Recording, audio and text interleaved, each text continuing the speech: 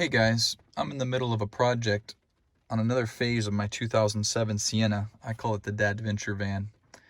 And I had already installed a stereo and a Scosche Magicmount wireless charger for my phone. You can see it there. And the stereo, the deck, is an AVH W4500 NEX made by Pioneer. It's great because it has wireless CarPlay and also can work for your Android wirelessly as well. And so I've already installed that, and I already installed the first Scosche Magicmount on the driver's side, but my wife also has a wireless charging phone, an iPhone. So I thought I would install one on the passenger side as well. So I've tore into it, thought I would video it in case anybody's interested in seeing how I did it or what I've got set up here. So I've already taken apart most of the things that I need to install this other wireless charger. But I also wanted to point out that down lower where I would plug in my chargers into the power points down here, I have installed a USB and auxiliary cable on the left side, and I just still have the regular power outlet on the right side, so I can use any power outlet that I want to. I happen to use just a regular outlet here, which has a cord and another USB port with a blue light, so you know if it's actually on or not, so I can charge other devices externally. But for my phones, I want to charge them wirelessly and also have them be able to just sit where I can see the display if I need to. And it's worked great on the driver's side, but sometimes when we're on longer trips, it would be nice to have the option on the passenger side as well. So what I've done in order to do that is the USB that I showed you down here and the aux cable, of course, are running to the deck so that I can use the USB for charging. It'll charge, but also if I want to put a USB thumb drive in there so I can play videos or show pictures, upload pictures to the deck for the background display and things like that. And so how am I going to get enough power to charge these two Magicmount wireless chargers? Well, I took the other power adapter here, and I bought a 2 USB charger, plugged it in, used electrical tape just to keep it from slipping out once it's behind the dash, and then I can plug both Scosche chargers into the USB and have them running simultaneously. I imagine, I haven't tried it, and there's a chance it could blow a fuse, but I don't really think it uses that much power to necessitate drawing enough to blow the fuse. So we're just going to try it. I think it'll work, and most likely won't be charging both phones a lot at the same time, just periodically. So the way that I've taken the dash apart, if there's probably other videos on this as well, but the way that you start, if you have a trim removal tool like this guy, again, just a package of 4 of these on Amazon for pretty cheap. You have this little speaker plate that's on the top here, so when that's in, it'll be flush mounted down. You just begin with prying this up from the back gently. Try not to damage the dash as you're doing that, and when that comes up, it will be under here like this, and when it comes up, you just get your fingers under there and you're able to pull those where that yellow clip is. There's one on either side. Pull them out so that it pops out of there on both sides, and then you've got that free.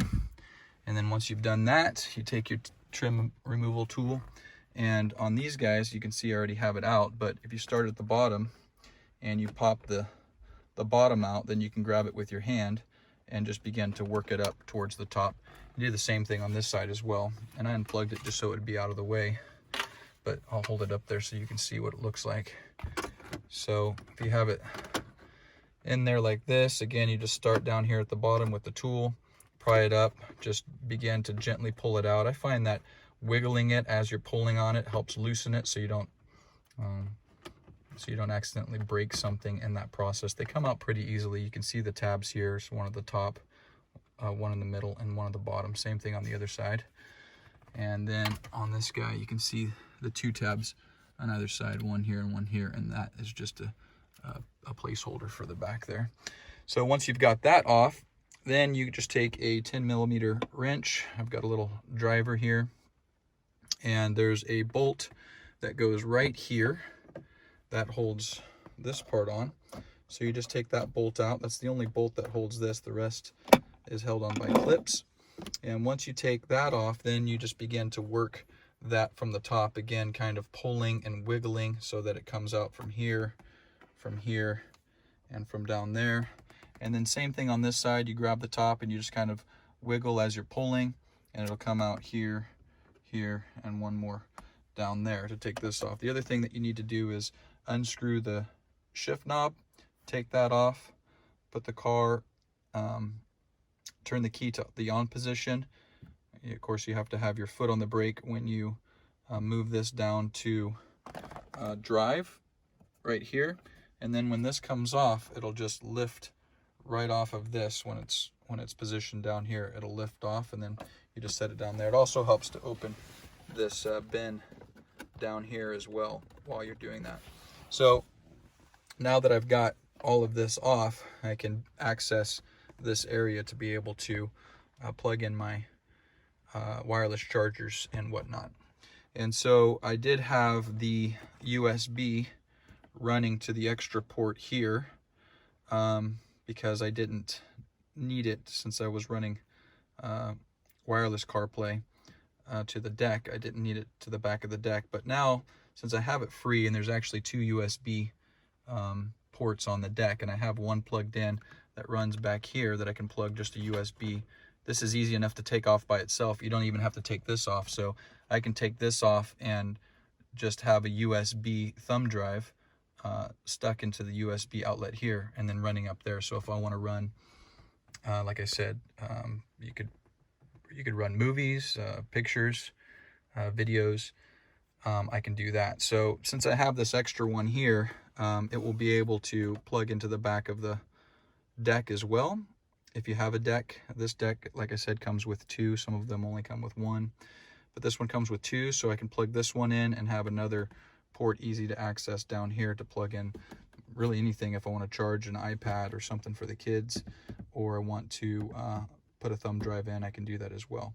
So I'm going to run this up to the deck after I finish installing the other wireless charger.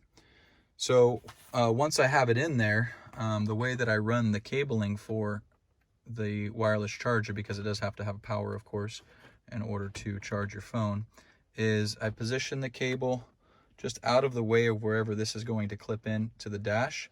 And I found the best spot to do it, the cleanest look. You know, cables aren't always that fun to look at, but if you have to have them, there's clean ways to be able to do it. And I put it right there at the bottom of this vent. It gives me freedom to move this vent because the vent only comes down to there anyways. And this is able to lock into the clips. It does stick out a little bit, and I'm not going to try to force it all the way in because I don't want to pinch that cable if I don't have to, but it does actually clip in and stay in. So I'm hoping the same will be true on this side as well. When I run the cable, I'll just run it around that trim piece, back through here and underneath, through here, and then down to the power outlet charging port.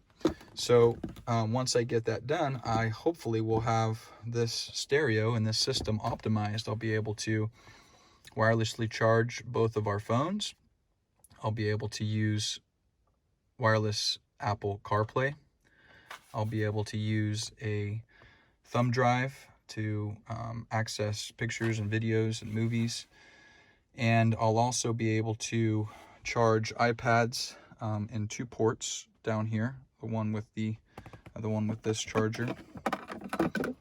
So I can actually charge 3 iPads if I needed. I only have 2 right now, so I can charge 2 from this, and I can also charge from there, from this port running to the deck as well. And there's also an aux in there. I mentioned that earlier in case I have some device that I need to run aux for, which probably never happened, but it's there.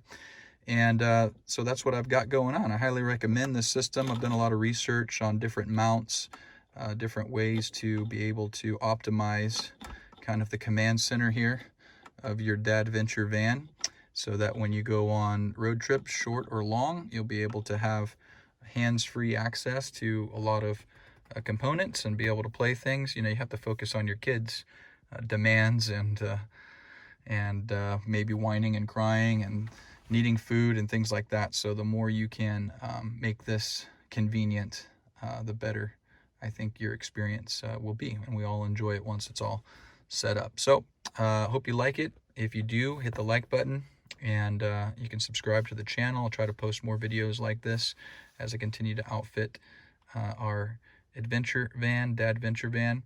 And yeah, leave me a note in the comments if you have any questions, and I'll talk to you guys later. All right, see ya.